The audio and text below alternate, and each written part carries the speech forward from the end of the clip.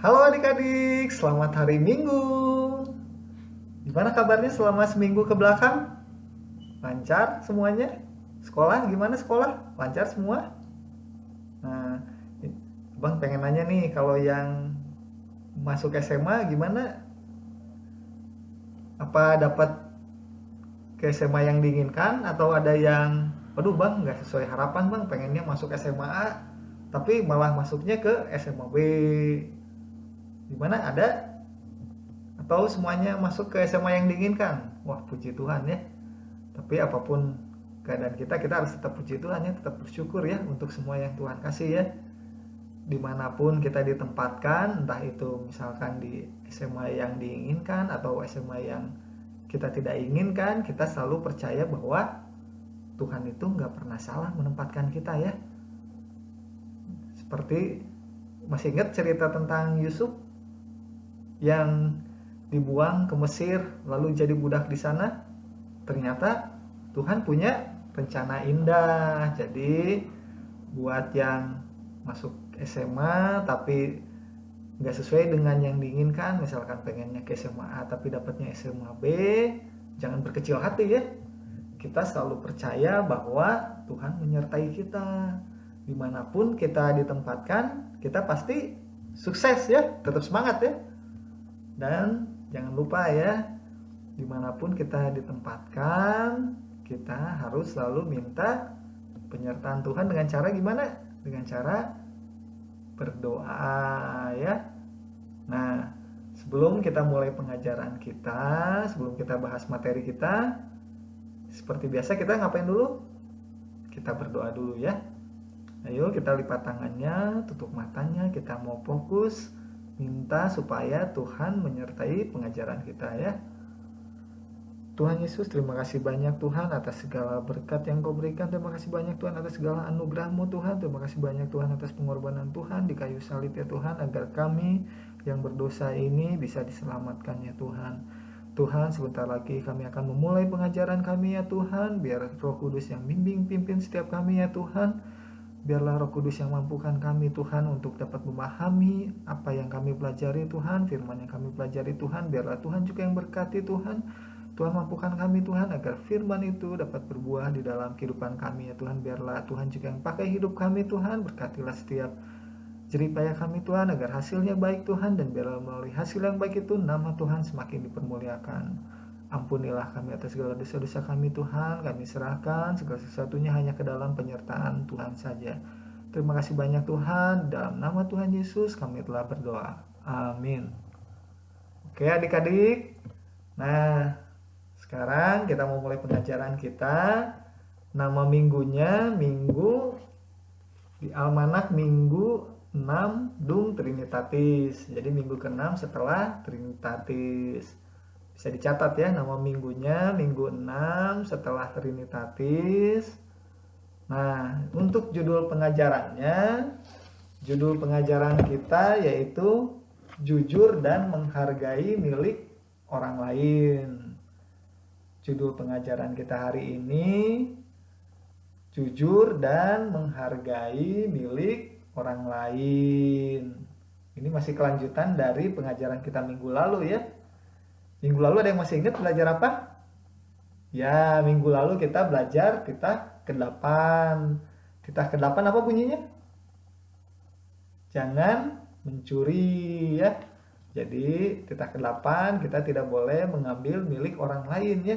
Kalau kita menemukan barang, misalkan kita tahu itu punya teman kita ya, walaupun barang itu yang barang kita suka banget, kita pengen banget, tapi kalau kita tahu itu milik orang lain, jangan diambil ya, apalagi itu punya teman kita, dikembalikan ya. Nah, nas kita diambil dari Yosua 7 ayat 16 sampai 26. Abang ulang lagi ya, nas kita dari Yosua 7 ayat 16 sampai 26. Jadi di nas ini diceritakan bahwa suatu saat Yosua menyuruh orang Israel untuk mengintai Ai ya, mengintai orang-orang Ai ini. Karena Tuhan kan ingin orang Israel menyerang Ai, orang-orang Ai. Nah, ketika pengintainya ini balik menghadap Yosua, terus kata pengintainya itu, wah itu kota Ai itu gampang ditaklukkan, itu nggak usah repot-repot bawa-bawa banyak orang, udah cukup 3.000 orang aja bisa, itu harusnya itu ngalahin kota Ai kan. Nah begitu orang Israel itu menyerbu kota Ai, yang terjadi ternyata malah orang Israel yang dipukul mundur ya oleh orang-orang Ai itu, padahal seharusnya mereka menang nih. Lalu Yosua bertanyalah kepada Tuhan, Tuhan, kenapa engkau tidak menyertai kami, kenapa kami harus kalah melawan orang-orang Ai yang harusnya ini kita menang nih harusnya nih. Nah lalu Tuhan menjawab Yosua bahwa ada salah seorang di Israel yang mengambil bukan miliknya. Nah padahal barang itu dihususkan untuk Tuhan, tapi salah seorang Israel ini malah mengambil yang bukan miliknya nih. Nah siapa nama orang itu? Ada yang udah baca sepintas? Nama orang itu Akan ya, pakai H ya, AKHAN, Akan. Nah Akan ini, dia ini orang yang tidak bisa bersyukur ya. Jadi ketika dia melihat barang yang indah nih, walaupun dia tahu sebenarnya barang itu dikhususkan untuk Tuhan sesuai dengan perintah yang disampaikan oleh Yosua, tapi karena dia memilih mengikuti pikirannya yang jahat gitu ya, untuk memiliki barang yang bukan miliknya, akhirnya diambillah barang itu lalu disembunyikan di kemahnya ya, disembunyikan di kemahnya. Tuhan itu kan maha tahu, melihat perbuatan jahatnya orang Israel, Tuhan tidak mau menyertai orang Israel ya yang dipimpin oleh Yosua ini. Jadi pada saat pergi berperang melawan Ai, orang-orang Israel ini yang harusnya menang malah kalah ya. Nah setelah Yosua mendapat jawaban dari Tuhan bahwa ada salah seorang orang Israel yang mengambil yang bukan miliknya, yang melakukan apa yang jahat di mata Tuhan, akhirnya Yosua memanggillah orang-orang Israel ini, dikumpulkan lalu dipanggil satu demi satu, dan akhirnya didapatilah Akan.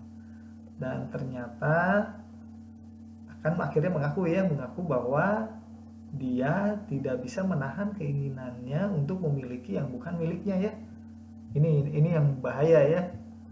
Yang pertama, orang itu ketika mengingini barang milik orang lain itu bisa terjadi kenapa? Karena tidak bisa bersyukur.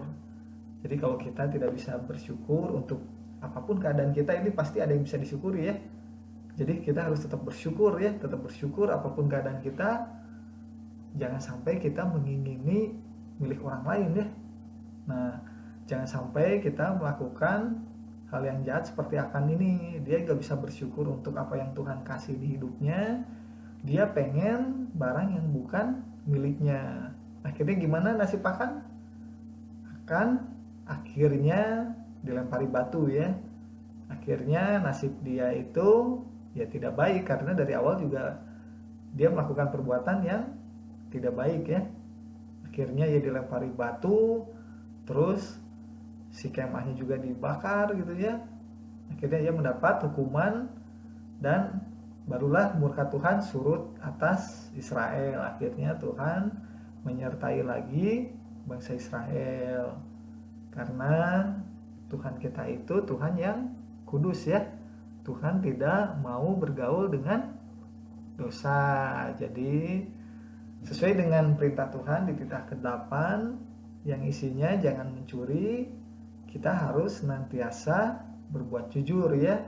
Harus bisa menghargai milik orang lain. Oke adik-adik, abang ada satu video yang diambil dari Dongeng Anak Indonesia ini tentang bagaimana penyertaan Tuhan terhadap orang yang jujur, namanya Vincent ya. Untuk videonya ini karena ada copyrightnya, jadi nggak bisa abang masukkan di sini ya. Nanti linknya ada di description di bawah ini ya. Di bawah ini nanti adik-adik cek, ada descriptionnya, nanti adik-adik tonton dulu ya. Oke. Nah, kalau di kehidupan sehari-hari nih, kalau di sekolah itu boleh nggak kita, misalkan nih, kita pingin dapat nilai bagus nih, terus kita menghalalkan segala cara, boleh nggak? Misalkan dengan menyontek, dengan bekerja sama ke temen, pada saat ujian, boleh nggak? Nggak boleh ya. Nah, sekarang abang pengen nanya nih, kalau adik-adik cita-citanya apa nih?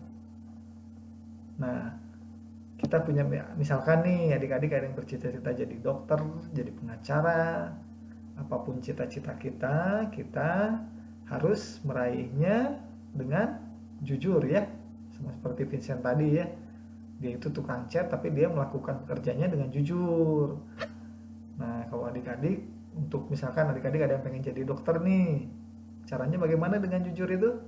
Dengan belajar yang rajin ya, belajar yang rajin, memperhatikan guru pada saat mengajar, latihan-latihan soal, apapun hal yang bisa dilakukan dengan jujur, dilakukan ya. Jangan kita menghalalkan segala cara ya. Jangan misalkan, aduh saya pengen jadi, misalkan nih, nanti adik-adik udah SMA, mau ini masuk ke perguruan tinggi nih, pingin perguruan tinggi yang bagus, terus pingin perguruan tinggi yang, misalkan adik-adik ada yang misalkan pengen masuk ITB nih. Nah, harus dengan cara yang jujur juga ya, jangan sampai nanti waktu ujian nih menghalalkan segala cara dengan menyontek atau bikin contekan atau kerjasama. Jangan ya, tetap kita mengandalkan Tuhan, mengandalkan kejujuran dan berusaha semaksimal mungkin ya. Dan jangan lupa satu lagi, apa yang seperti yang sering abang ingatkan itu, jangan lupa berdoa ya. Oke, pengajaran hari ini cukup sekian dulu. Sekarang kita masuk ke tugas ya. Tugasnya mudah saja. Tugas dari abang itu gampang ya. Tinggal kalian videokan cita-cita kalian itu mau apa. Misalkan, bang, cita-cita aku pengen jadi dokter bang, atau pengen jadi pengacara.